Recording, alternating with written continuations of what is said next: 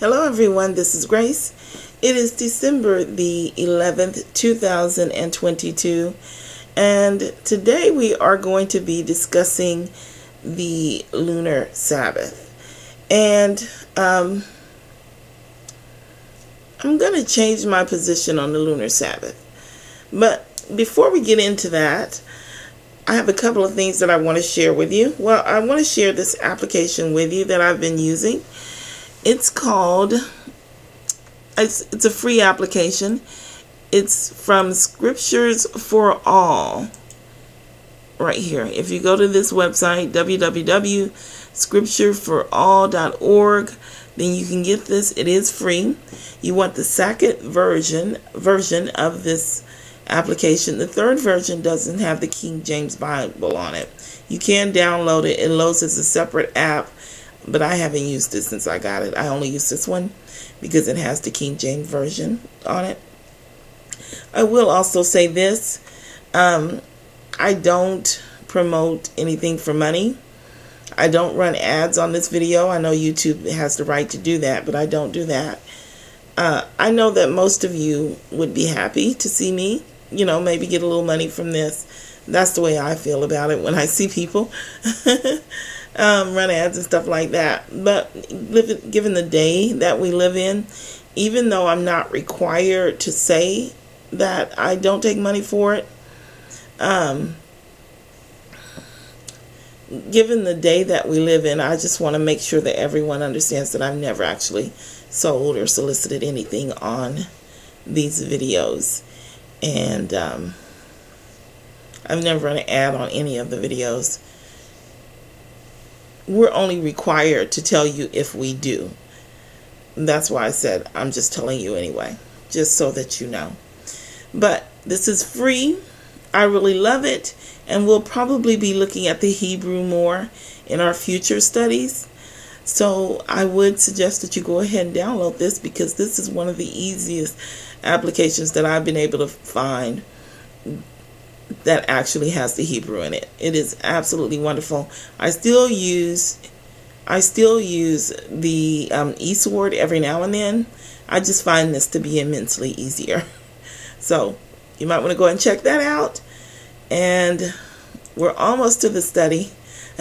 I have to do a correction first. This is Isaiah 66:23, and we discussed this before in one of our previous videos. And I will tell you what, after I did that study, I had convinced myself that I had been tricked, that this was not a real scripture. It is a real scripture, but I missed something. Now, let's read through it again. This is not the first time I've missed something, because I didn't continue to read. But this time I read the last verse, but I had already made up my mind about it, and so I didn't see the truth. So let's read through this again.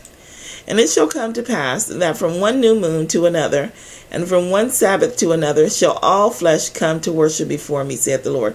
Hold on, I have to backtrack. The reason why I thought I had been tricked and that maybe this wasn't a real verse is because if you read Ezekiel 46 verse 3, there is this verse that is very similar to this. I think they use this as an influence to write that verse. And so I thought, man, that guy was really good that wrote Ezekiel. Maybe he tricked me. And all these things was going through my head, that maybe I told you guys wrong. Maybe it wasn't true. Maybe he's just that good that I couldn't see the error. I mean, I really worked myself up. So when I realized that I had made a mistake with the new moon, they're not right about everything. They are right about one thing. So when I realized I made a mistake, I rushed back to this verse to check it. So let's go through it again. And it shall come to pass that from one new moon to another, and from one Sabbath to another, shall all flesh come to worship before me, saith the Lord. Okay, so my opinion about this verse stays the same. But let's continue on. And they shall go forth and look upon the carcasses of the men that have transgressed against me.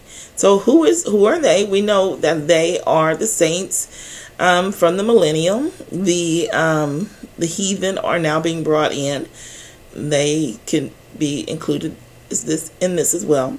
And they are looking upon the carcasses of men. Those are the wicked. And then it tells you, for their worms shall not die, neither shall their fire be quenched, and they shall be an abhorring unto all flesh. It recognizes the lost as the dead. And it recognizes the saints and the heathen who are at this point neutral.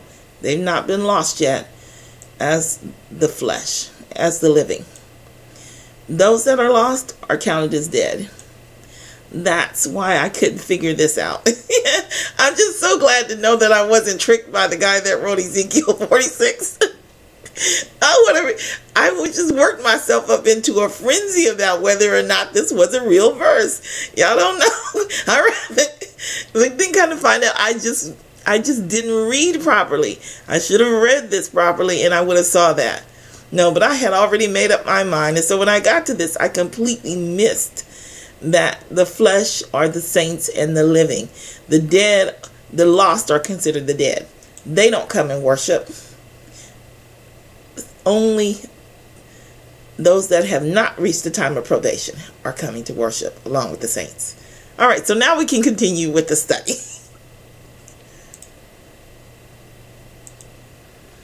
Okay. So, I haven't really given it a lot of thought. I'm working on something else. So,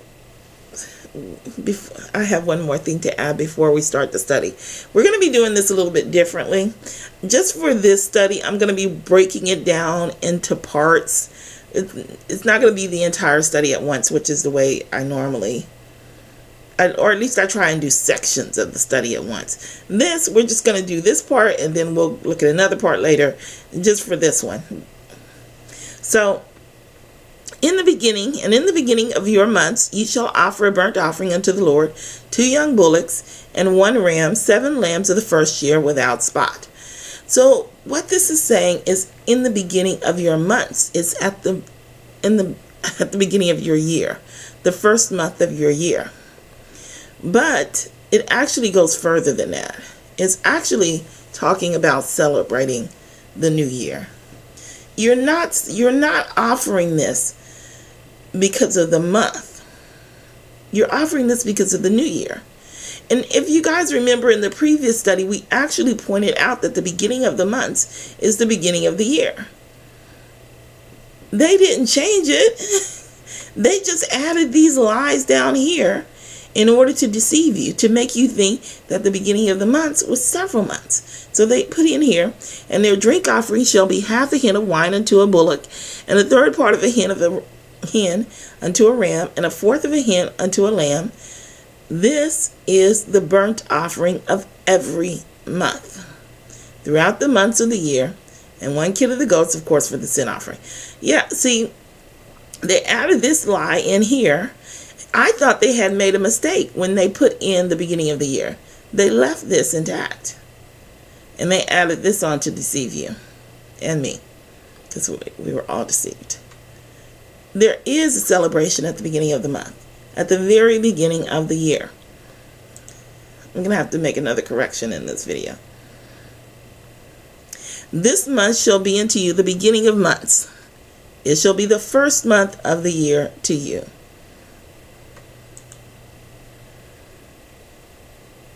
This is what made me realize that it was the new year. Abib is not Abib. It's actually the Abib. It's actually incorporated in the word. It means the Abib, the new year. Let's look at the Hebrew.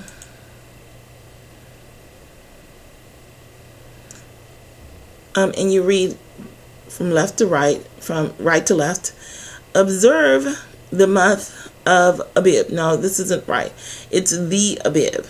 You'll see it in the other ones. Well, I probably won't look at the other ones, but it's actually the Abib. And you can see it here in the Hebrew where it has this right here in the front. That means the. Observe the month of the Abib. Oh, let's see if it's in, hold on. Let's see if it's in this one. Exodus, we're at 12. Let's go to 16.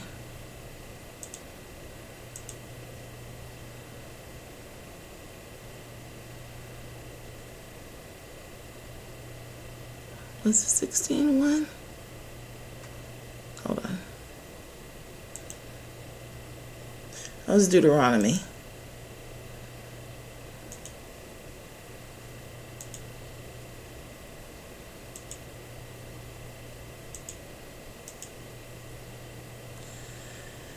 Here it is, the Abib. That's the proper translation for that word. And it's incorporated in all of the ones that I looked at. It was translated as the Abib. It's the new year. Observe the month of, maybe that's why they didn't put it here, because they have this 853 here. So I can't figure out if they put this in here, the month, as part of the deception, or if it was just a saying. I think that it was just the way they said the new year, to be honest, because it's very consistent. It's consistent throughout the Bible. But anyway, observe the month of the Abib and keep the Passover unto the Lord thy God. For the month of Abib, the Lord thy God brought thee forth out of Egypt by night. For in the month of Abib. I hope you see the difference here. Let me point it out. Observe the month of Abib, the new year, and keep the Passover unto the Lord thy God. For in, this is a different word from month here. This says in the month of the new year, the Lord thy God brought thee forth out of Egypt by night. This is the month that they look at, that they're looking at throughout the Bible. The monthly Sabbath believers. Now, I still believe that there are a lot of deceptions that are put in there to uphold the month. I just pointed out the one to you. So there was a lot of trickery put in the Bible in order to edge them along into this monthly Sabbath. But thank goodness that they hung in there, because they knew that they saw something, and it turned out to be right. Also in the day of your gladness, and in your solemn days, and in the beginning of your months, ye shall blow with the trumpets over your burnt offerings, and over the sacrifices of your peace offerings, that they may be to you for a memorial before your God. I am the Lord your God.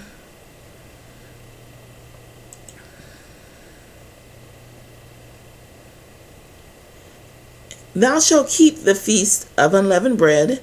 Thou shalt eat unleavened bread 7 days, as I commanded thee, in the time appointed of the month Abib. This is of the new year. For in it thou camest out from Egypt, and none shall appear before me empty. So now this part I don't really believe is, I think this might have been added. I didn't really think about it that much. I focused in too much on this part. But this part was either added or manipulated a little bit, because they were trying to make this into a month instead of the new year. You know what? Let's just leave this intact, just the way they said it, because there's another scripture where I can make my correction. The feast of unleavened bread shalt thou keep 7 days. Thou shalt eat unleavened bread as I commanded thee in the time of the month, in the time of the new year. For in the month of Abib of the new year thou camest out from Egypt. So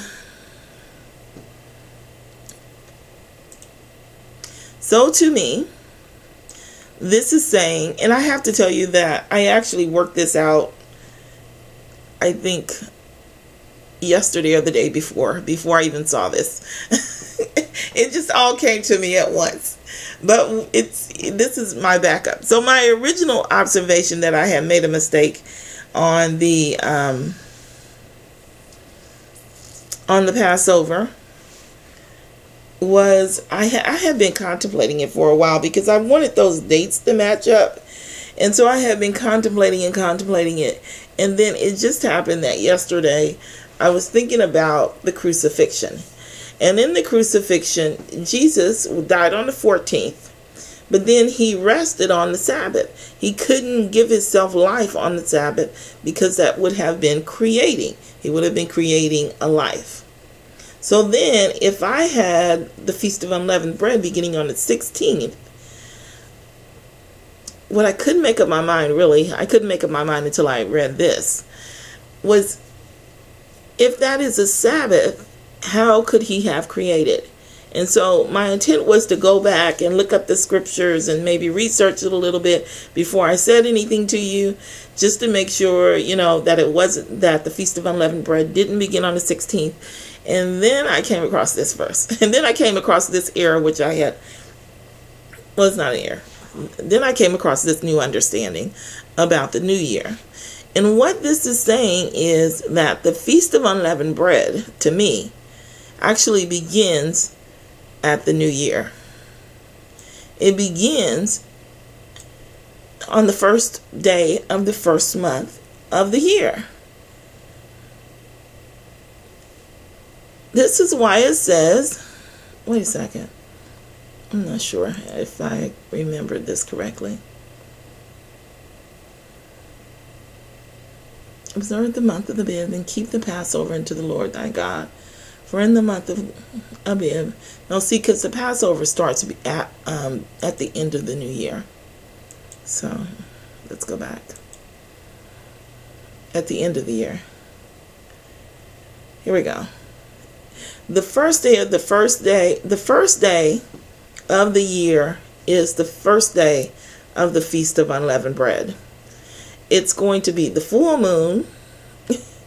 It's going to be a Sabbath day, and it's considered a holiday. That's why you're observing it. But it's set apart from the others because it's also the beginning of the year. And thou shalt keep 7 days. Thou shalt eat unleavened bread, as I commanded thee in the time of the month Abib. For in the month Abib thou camest out from Egypt. Now let me say something. I have to make yet another correction. Okay.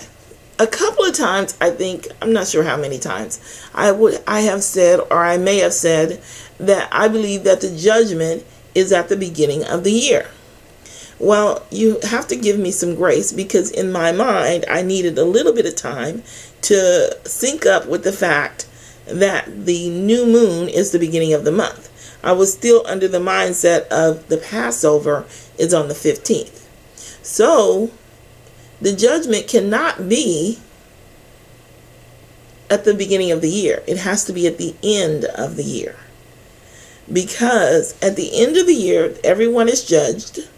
Then comes the Feast of Unleavened Bread for those that have just, for the heathen that have come in. And then they have their 7 days of sanctification. And then there's, of course, there's heaven after that. But there's 7 days of sanctification during the Feast of Unleavened Bread. Or it'll be 7 days before, because they want to participate in this. And then the 7 days of sanctification for the dead that are risen as well. So all of this is going to happen on the first day of the year. Anyway, so I'll try to go back and find the support for that before the Passover. That's when I usually get inspired to do it. I'm a procrastinator, unfortunately. But let's continue on. Oh, that was my last scripture. So we'll go into some of the details, into some of the support scriptures that I have for this new belief, which I am proposing in a future video, in the next video, God willing. Anyway, that's the plan. And I will talk to you then.